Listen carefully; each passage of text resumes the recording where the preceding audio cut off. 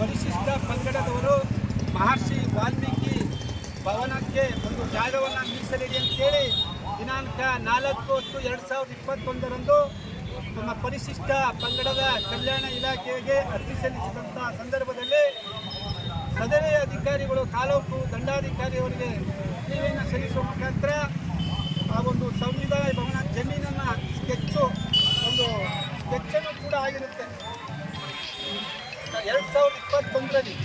ಅದಾದ ನಂತರ ಒಂದು ಸಂಸ್ಥೆಯವರು ಏನು ಕೃಷಿಕ ಸಂಸ್ಥೆಯಾದ KCS ಸಂಸ್ಥೆಯವರು 10/11/2022 ಅಂದರೆ 1 ವರ್ಷಗಳ ಕಳೆದ ನಂತರ ಅರ್ಜಿಯನ್ನು ಕೊಟ್ಟು ಅವರ ಒಂದು ಪ್ರಭಾವವನ್ನು ಬೀರಿ ಕೆಲವು ಹಿಂದೆ ಇದ್ದಂಥ ರಾಜೇಂದ್ರ ಜಿಲ್ಲಾಧಿಕಾರಿಯವ್ರಿಗೂ ಹಾಗೂ ಈಗಿರ್ತಕ್ಕಂಥ AC ಅವ್ರಿಗೂ ತಹಸೀಲ್ದಾರ್ಗೂ ಒತ್ತಡವನ್ನು ತಂದು ಏನು ಈ ಪರಿಶಿಷ್ಟ ಪಂಗಡಕ್ಕೆ ವಾಲ್ಮೀಕಿ ಭವನಕ್ಕೆ ಮಂಜೂರಾಗಿರ್ತಕ್ಕಂಥ ಒಂದು ಜಮೀನನ್ನು ರದ್ದುಪಡಿಸಿ ಆ ಒಂದು ಜಮೀನನ್ನು ಖಾಸಗಿ KCS ಸಂಸ್ಥೆಯವರಿಗೆ ನನ್ನ ತಹಸೀಲ್ದಾರ್ ಅವರು, ಉಪವಿಭಾಗಾಧಿಕಾರಿಯವರು, ಹಿಂದೆ ಇದ್ದಂಥ ಜಿಲ್ಲಾಧಿಕಾರಿಯವರು ಉದ್ದೇಶಪೂರ್ವಕವಾಗಿ ಪರಿಶಿಷ್ಟ ಪಂಗಡದವರಿಗೆ ಅನ್ಯಾಯವೆಸಗುವ ಮುಖಾಂತರ ದ್ರೋಹವನ್ನು ಮಾಡುವ ಮುಖಾಂತರ ಒಂದು ಪ್ರತಿಷ್ಠಿತ ಸಂಸ್ಥೆಗೆ ಮಂಜೂರು ಮಾಡಿರ್ತಕ್ಕಂಥದ್ದು ಈ ನೋವಿನ ಸಂಗತಿ ಸಂತ ಮಾತನ್ನು ಮಾನ್ಯ ಪತ್ರಿಕಾ ಮಾಧ್ಯಮದ ಮೂಲಕ ಸಮಾಜದ ಗಮನಕ್ಕೆ ತರಲಿಕ್ಕೆ ಬಯಸ್ತೇನೆ. ಬಂಧುಗಳೇ,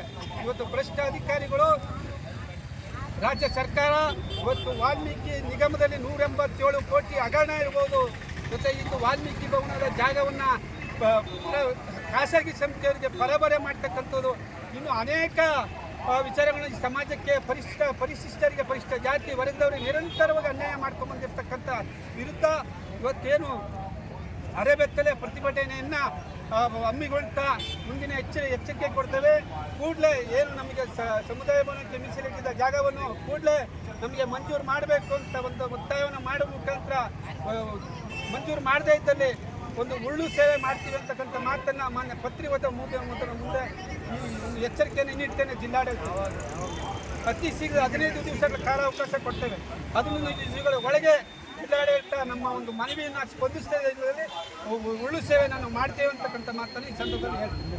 ಮಧುವನ ಚಂದ್ರು, ಕರ್ನಾಟಕ ವೀರ ಕೇಸರಿ ಪಡೆಯ ಅಧ್ಯಕ್ಷರು.